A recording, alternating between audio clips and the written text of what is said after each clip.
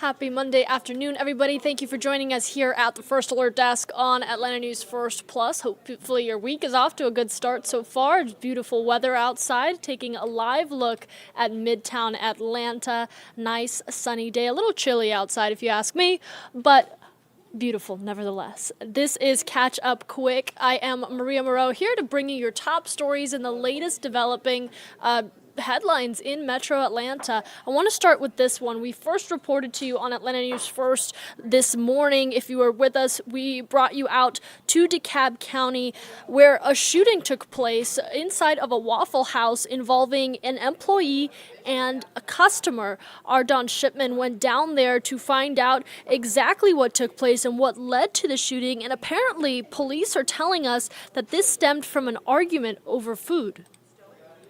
Things here escalated very quickly. Police are saying that it was an argument over a food order that turned into a shooting, a customer shooting a Waffle House employee. It's back open now just a few short hours after that shooting, but earlier it was a different story. Take a look here at the scene. You can see it was all cordoned off as investigators worked to process the scene early this morning and talk with witnesses. That shooting happened shortly before 6 o'clock this morning. This Waffle House in the 2900 block of Lawrenceville Highway in Tucker. Police on the scene telling us that a customer shot a Waffle House employee in the arm and leg. Officers say they believe the shooting stemmed from an argument over food. The victim was rushed to Grady Memorial Hospital for treatment and is expected to be okay. This area was blocked off to traffic. The road in this area, though, has since reopened, and once again, this Waffle House is back open. Waffle House out with a statement saying that they are cooperating fully with law enforcement's investigation into this, and they won't comment until that investigation is over. In Tucker, Don Shipman, Atlanta News First. And taking you out to Spalding County, where shocking news has just ripped through the community. The head football coach at Spalding High School has been arrested and charged with murder. Atlanta News First, Rebecca Schramm reports from the town of Griffin. As we follow, currently the coach remains in custody all the way up in Maryland. We're talking about a coach who is credited with turning around the football program here at Spalding High School. According to police in Maryland, he confessed to murder. This is the mugshot of 43-year-old Carl Kearney. According to police in Prince George's County, Maryland, which is just outside Washington, D.C., he walked into the police station Sunday night and confessed to strangling his girlfriend. Police went to her home and found 38-year-old Patrina Best dead. Since 2020, Kearney has been the head football coach of Spalding High School here in Georgia, just outside the city limits of Griffin. He's a graduate of rival Griffin High School. He played football at Georgia Southern University and was drafted to the New York Jets in 2004, though he never played in a regular season game. He found success in coaching, as Griffin's Spalding County Schools highlighted 2 years ago on its YouTube page after the team had its first winning season in years. It was a tough situation, man. My coaching staff, they did an unbelievable job. 2 weeks ago, Georgia High School Football Daily named him Class 4A Coach of the Year for having the most improved winning team in that classification. He's now in custody in Maryland, charged with first and second-degree murder. Griffin Spalding County Schools are on winter break this week. We'll let you know when we get a response to our request for comment. In Griffin, Rebecca Schramm, Atlanta News First.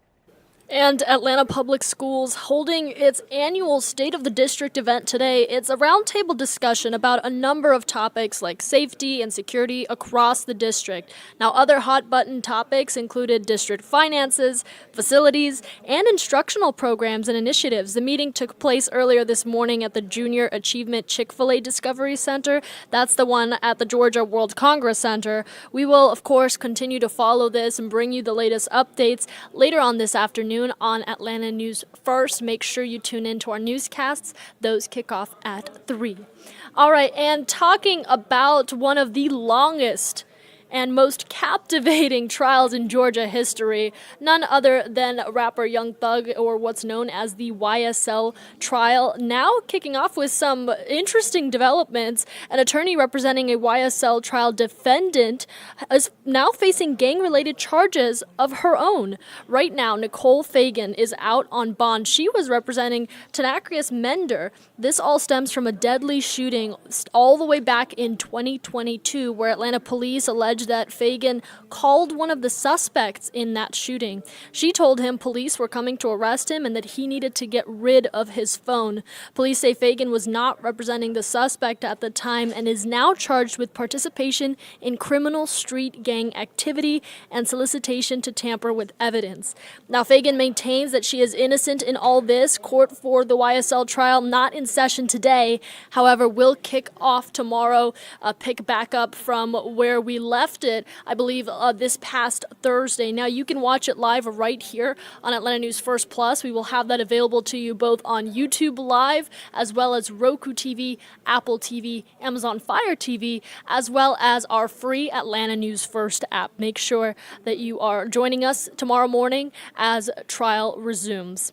And lastly, this is impacting almost all of you, so do pay attention to this one. Polls are back open, and today is the first day that you can cast your ballot in early voting for the presidential primary. Again, very important if you are a registered voter, if you are wanting to participate in this year's election, it starts now. You can hit the polls in your local county. In fact, our Asia Wilson went to the Buckhead Library, it's one of the voting precincts right here in Fulton County, to see how people are doing on day one of early voting. The ballot boxes are officially open across the state of Georgia for the presidential primary. The presidential preference primary is strictly for the presidential candidates who are vying for office to be on the ballot in November. So for Georgia, we're open primary. And the way the primary works, you have your top two parties. So you have the Democratic candidates that are running and the Republican candidates that are running. Chandra Little with the Department of Registration and Elections says as you head out to the ballot box, there's some things you should know. Well, I think because the last presidential election, it was during COVID, and so they combined the presidential preference primary with the general primary. And so I think a lot of people are used to just one primary. So I think right now we do need to get the word out that there is a presidential preference primary going on right now that's completely separate from the primary that's going to happen in May. In Fulton County, you can cast in your early ballots every day of the week at 36 polling locations, and you can do so through March 8th. The doors to all precincts in the county are open until 7 each night. You can also vote at the locations during the weekend. Leaders say your vote is crucial. Anytime people wait till election day, you never know what can happen. And so we provide 3 weeks of early voting, so that way you have time prior to March 12th to plan out your schedule. And again, you can find more information, including your local counties, where to go, and what you should bring on our website, atlantanewsfirst.com. Also, have the Atlanta News First app downloaded. It is free to your phone, and we will update you on breaking news and other top issues affecting your community. You can also find continuing coverage of the ongoing Fani Willis and Trump investigation, as well as the Young Thug trial and many of our other investigative stories.